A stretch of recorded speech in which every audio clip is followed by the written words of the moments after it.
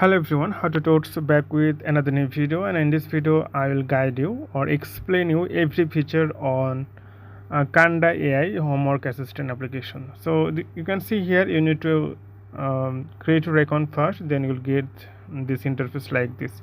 So first of all, you can see this is home, and in home you will see two options. This is message and this is camera. So if you tap here, you can see solution, or you can see AI solution here. Example, try later, I can say.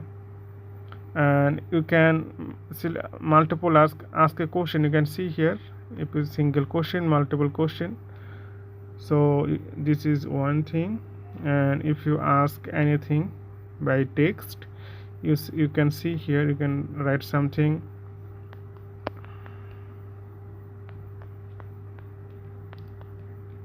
So you can write anything here. You can capture a picture. So all the, you can see here, this is history, and you can see this is one thing. And study, this is the another section where you can study yourself. You can learn problem solving if you click here.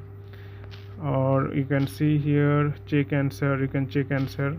So you have to upload the things. Make a quiz, if you want to make a quiz, create a quiz. So you have to upload your photos, then it will make a quiz automatically and have box.